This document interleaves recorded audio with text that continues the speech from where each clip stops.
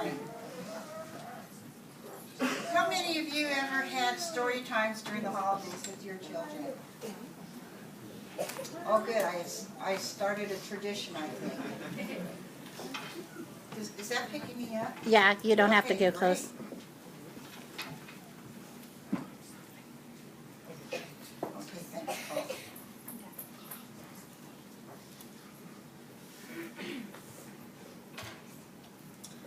The title of the story this evening is Trouble at the End by Dinah Donahue. For years now, whenever Christmas pageants are talked about in a certain little town in the Midwest, someone is sure to mention the name of Wallace Perling. Wallace's performance in one annual production of the Nativity play had slipped into the realm of legend.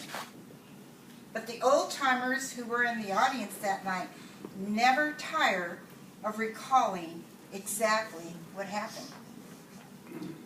Wally was 9 at that year and in the 2nd grade, though he should have been in the 4th. Most people in town knew that he had difficulty in keeping up. He was big and clumsy, slow in movement and mind. Still, Wally was well liked by the other children in his class, all of whom were smaller than he. Though the boys had trouble hiding their irritation when Wally would ask to play ball with them, or any game for that matter, in which winning was important. Most often, they'd find a way to keep him out. But Wally would hang around anyway, not sulking, just hoping. He was always a helpful boy, a willing and smiling one, and the natural protector, paradoxically, of the underdog. Sometimes if the older boys chased the younger ones away, it would always be Wally who'd say, "Can't they stay? They're no bother." Wally fancied the idea of being a shepherd with the flute in the Christmas pageant that year. But the play's director, Miss Lombard, assigned him to a more important role. After all, she reasoned, the innkeeper did not have too many lines, and Wally's size would make his refusal of lodging to Joseph more forceful. And so it happened that the usual large partisan audience gathered for the town's yearly extravaganza of crooks and crochets, of beards, crowns, halos, and a whole stage full of squeaky voices. No one on stage or off was more caught up in the magic of that night than Wallace Perling. They said later that he stood in the wings and watched the performances with such fascination that from time to time, Miss Lombard had to make sure he didn't wander out on stage before his cue. Then the time came when Joseph appeared slowly, tenderly, guiding Mary to the door of the inn. Joseph knocked hard on the wooden door set into the painted backdrop. Wally, the innkeeper, was there waiting. "What do you want?" Wally said, swinging the door open with a brusque gesture. "We seek lodging." "Seek it elsewhere."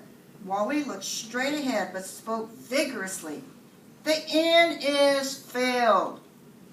"Sir, we have asked everywhere in vain. We have traveled far and are very weary." "There is no room in this inn for you." Wally looked properly stern. "Please, good innkeeper, this is my wife Mary.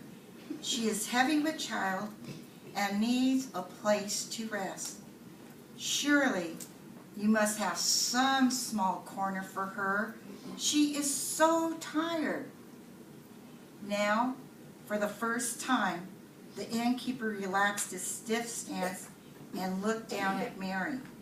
With that, there was a long pause, long enough to make the audience a bit tense with embarrassment. "No, be gone," the prompter whispered from the wings. "No, Wally repeated automatically. "Be gone." Joseph sadly placed his arm around Mary, and Mary laid her head upon her husband's shoulder, and the two of them started to move away. The innkeeper did not return inside his inn, however. Wally stood there in the doorway, watching the forlorn couple. His mouth was open, his brow was creased with concern, his eyes filling unmistakably with tears.